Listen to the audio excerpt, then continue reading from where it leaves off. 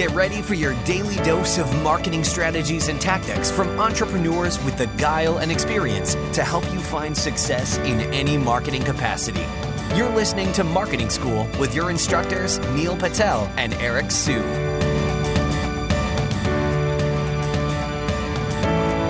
It's time for another episode of Marketing School. I'm Eric Siu. And I'm Neil Patel. And today we're going to be talking about the biggest SEO mistakes we've made. And I'm going to go ahead and kick this one off.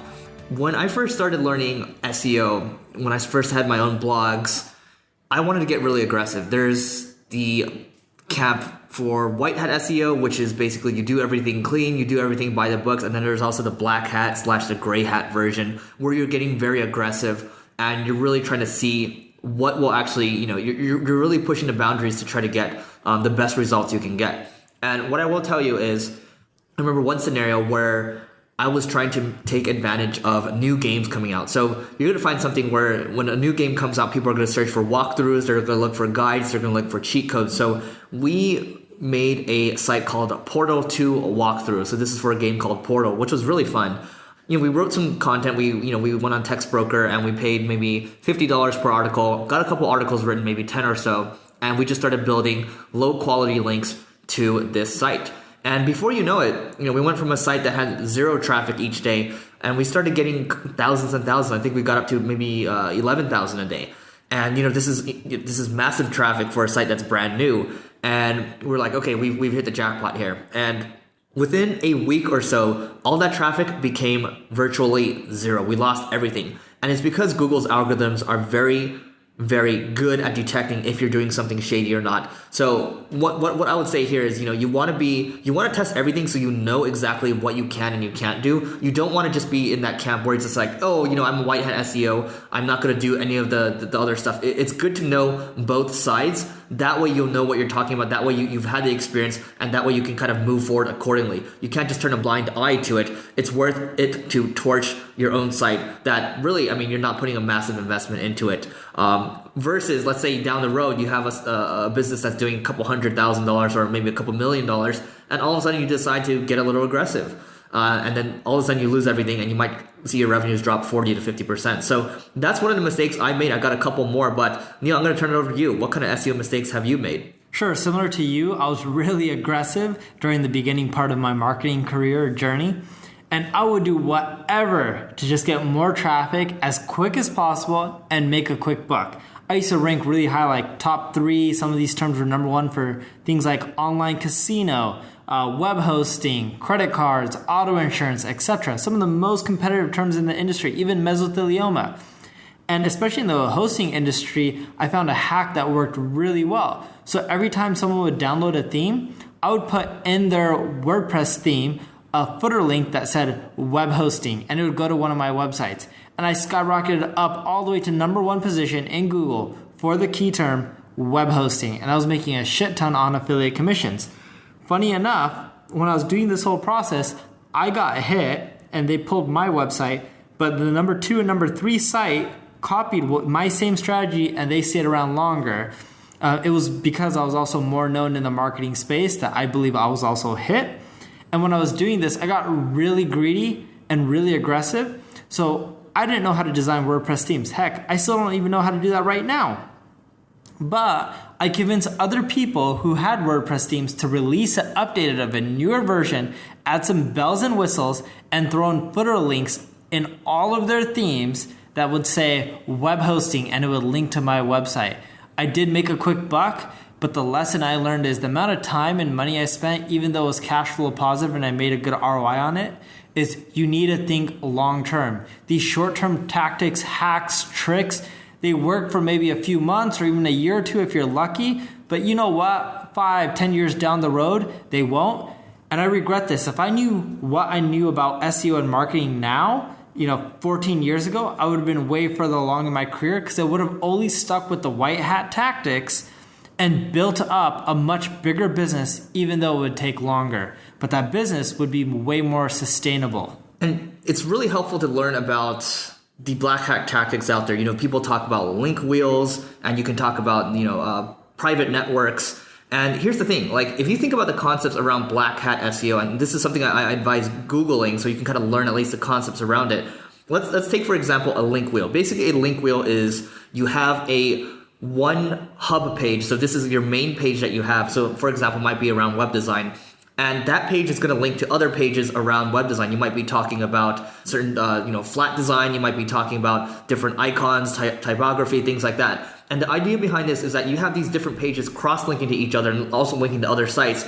And it becomes a link wheel. That's what they call it. And they're all linking back to the main site. Well, the black hat strategy is to use low quality links, let's say from a private network that you might have, or you might buy links from a forum, and all of a sudden, because all these sites are supporting each other, they're cross-linking to each other, the idea is they're all going to help move you up. And this is something that works, but think of it this way.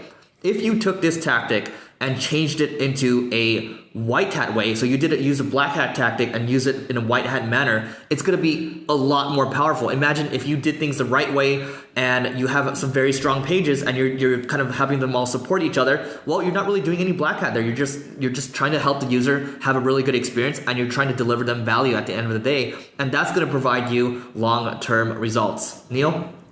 Another tactic that I really regret, and I got hit with the Google Panda penalty for this, was low quality content. So I realized early on that one of my domain names had a ton of authority.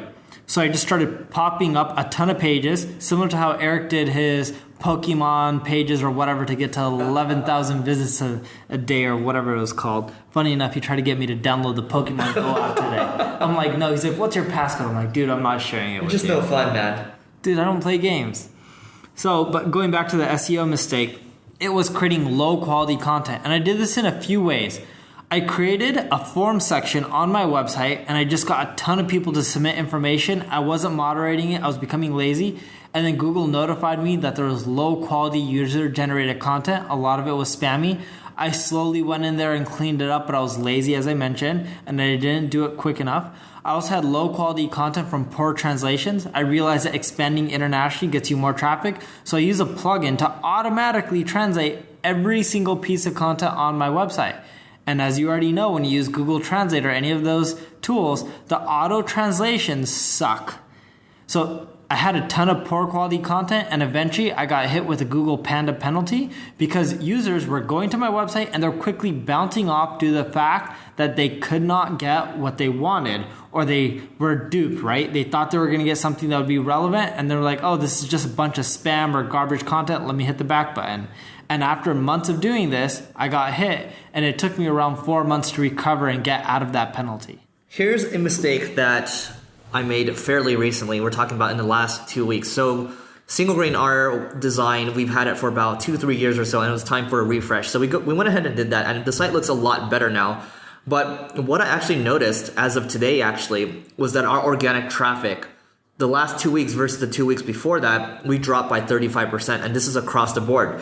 So the key lesson here is when you're doing a redesign, make sure that you have all your bases covered. And if you don't know how to redesign with SEO in mind, make sure you're Googling this and finding out some information around it. But make sure you have the right redirects in place. Instead of a 302, you have a 301 in place. Or in my case, what happened to us was that, first of all, we had a lot of different internal links for each of our blog posts. So before, we would have 5 or 6 internal links linking to related posts from each blog post. And, we have a couple hundred blog posts. And when you remove that plugin right there, you're removing a ton of internal links. Now at the same time, I was discussing this with Neil. A lot of our navigation links have been replaced with links that have UTM parameters behind it. Now, the way Google sees pages that have a UTM parameter next to it, these are seen as separate pages or new pages. So that's something to keep in mind, because now these are linking to other pages with UTM parameters around it. And this is something I need to go confirm. But that is the theory right now, that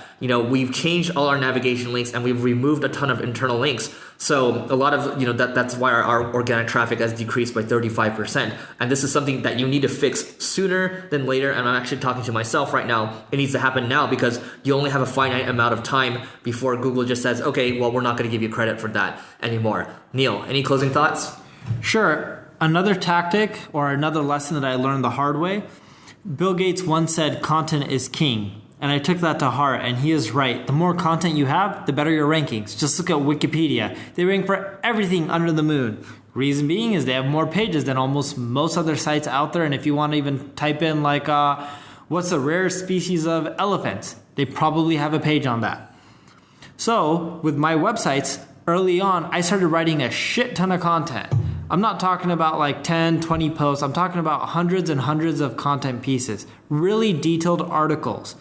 And I thought my search traffic would skyrocket. Guess what happened? Nothing. My search traffic did not go up. Why? Because I did not have enough links pointing to my articles. You need a good mixture of backlinks and content. So if you just write a ton of articles, no matter how good they are, and you don't have any external websites linking to yours, your content pieces won't rank well. One of the senior Google people mentioned in recent weeks, or I believe it was a month ago, that there's the two biggest factors when it comes to ranking inside of Google or SEO success is, well, it's links and it's content, right? Nothing has really changed since the past besides Google making things harder, which is why you see a lot of people kind of disappearing or shying away from SEO. So that's just something to keep in mind. And like Neil said, you have to play the long game and really be patient at the end of the day. So with that being said, we're going to close this episode out. Let us know what you think, as always, and we will see you in the next episode of Marketing School. This session of Marketing School has come to a close. Be sure to subscribe for more daily marketing strategies and tactics to help you find the success you've always dreamed of. And don't forget to rate and review so we can continue to bring you the best daily content possible. We'll see you in class tomorrow, right here on Marketing School.